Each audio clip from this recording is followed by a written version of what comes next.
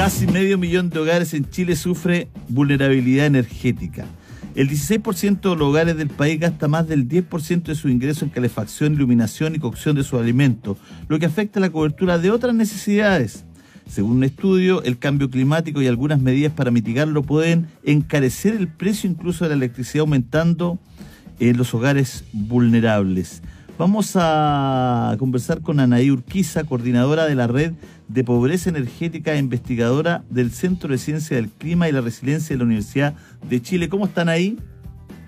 Hola, ¿qué tal? Buenas tardes, muy bien, gracias. No, gracias a ti por contestar nuestro llamado para conversar de este tema. ¿Por qué no nos das contexto sobre la vulnerabilidad de los chilenos en materia energética?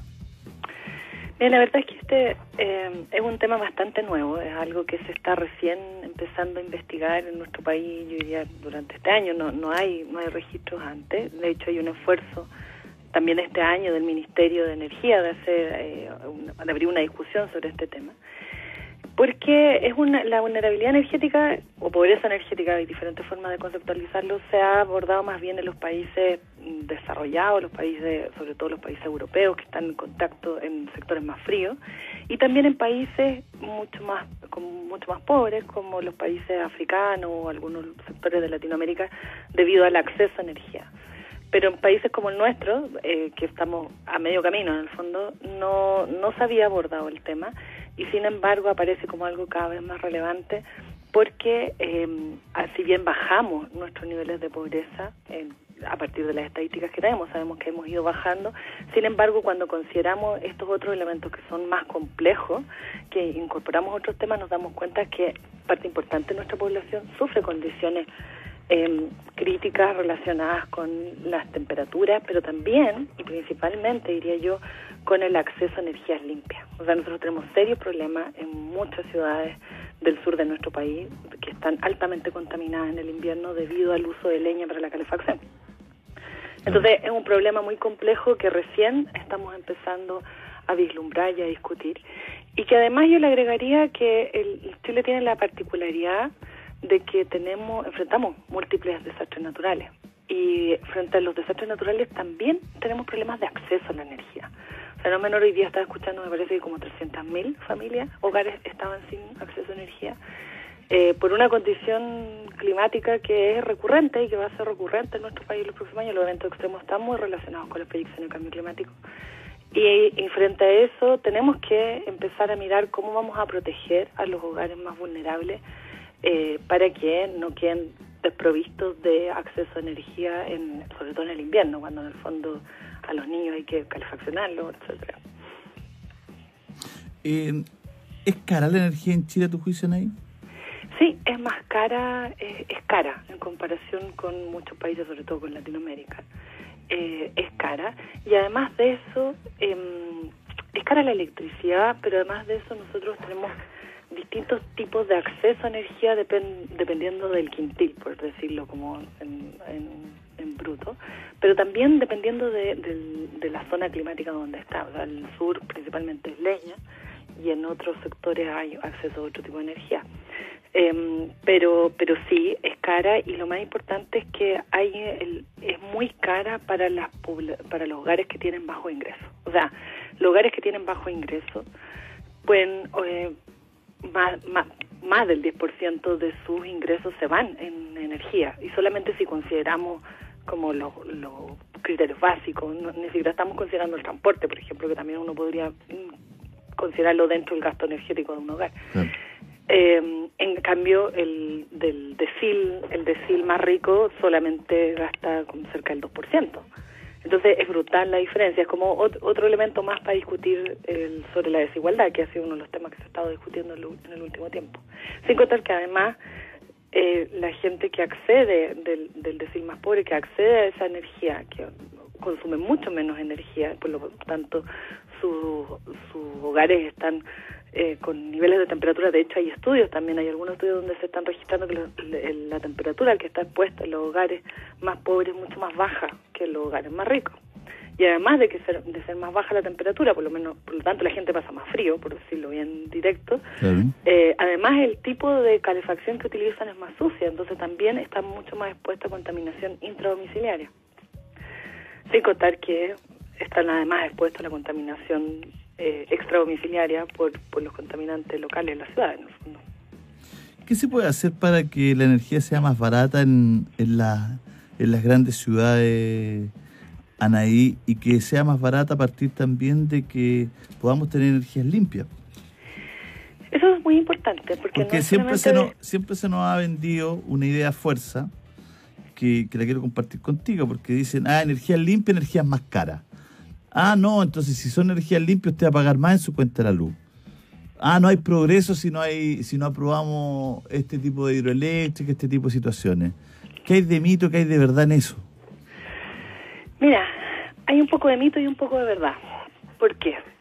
Porque, ¿en qué sentido hay mito? Yo, de hecho, hoy día estaba leyendo un reportaje donde estaban diciendo que dentro de las proyecciones que hay a nivel mundial, se está identificando que cerca del 2020 la energía solar va a ser más barata que la energía basada en carbón. Entonces es algo que va, que en corto plazo eso debiera ser muy distinto. Hay países donde hoy día acceder a ese tipo de energía es mucho más barato. Por ejemplo, la experiencia de Alemania es muy importante. Pero claro, eso requiere una inversión pública muy importante para poder fomentar ese tipo de energía, para poder desarrollar la infraestructura necesaria para que la energía sea más barata. Entonces, el problema que nosotros tenemos es que en Chile, al igual que en muchos otros temas, la energía también se dejó en manos del mercado. Entonces, que el mercado regulaba, muy poca intervención desde el Estado. Eso ha existido algún intento de cambio a partir de la política energética de Energía 2050, donde al menos se hace el esfuerzo de una planificación más a largo plazo. No sabemos si se va a poder implementar a cabalidad, pero al menos hay un esfuerzo. Pero en general, hasta ahora, la incidencia del Estado en el ámbito energético ha sido bajísimo. Para lograr que efectivamente las energías limpias sean más baratas, se requiere invertir mucho más. Y en un país como el nuestro es casi ridículo que no lo hagamos, con la cantidad de disponibilidad que tenemos para poder instalar paneles solares impresionante, pero además tenemos mucha geotermia que no se ha explotado y que también podría ser muy importante precisamente para el tema del confort térmico. Porque con geotermia muchas ciudades del sur se podrían calefaccionar de una forma mucho más limpia en el fondo. Pero eso requiere inversión del Estado, no es algo que van a hacer los mercados por sí mismos. Entonces, claro, si lo dejamos en manos solo del mercado, por supuesto que es más caro. Pero no es posible hacer eso, menos cuando estamos enfrentando y ya sabemos que los desafíos de los próximos años están muy relacionados con el cambio climático. O sea, por un lado tenemos que invertir en energías más limpias, porque necesitamos bajar las emisiones y poder frenar el calentamiento global, pero a la vez tenemos que proyectar cómo nos vamos a adaptar a las condiciones del cambio climático. Y esas proyecciones del cambio climático implican que sí o sí vamos a tener más olas de calor, eso implica más gasto de energía para poder mantener refrigerados los hogares, que vamos a tener más eventos extremos en general, como las lluvias que hemos enfrentado este año, por ejemplo, los aluviones, etcétera, los problemas con la isoterma. Eso significa además que tenemos que prever cómo vamos a asegurar la energía para poder enfrentar como lo que está pasando hoy día, que tenemos tantos hogares sin energía eléctrica, considerando el frío al que están expuestos. ¿Por qué esa vulnerabilidad? Todo eso requiere una mirada al Estado. ¿Por qué esa vulnerabilidad de la distribución de la energía? ¿Por qué llueve 5 horas y nos quedamos 6 días sin luz? Mira, hay una. Yo obviamente soy antropóloga, no soy experta en la dimensión técnica de la energía, pero yo te podría decir que hay una cuestión que es bien clara. Cuando uno enfrenta situaciones de amenaza, en general, y esto no es solamente por la energía, uno lo que tiene que lograr es tener cierto nivel de redundancia en la estructura. ¿Qué significa eso?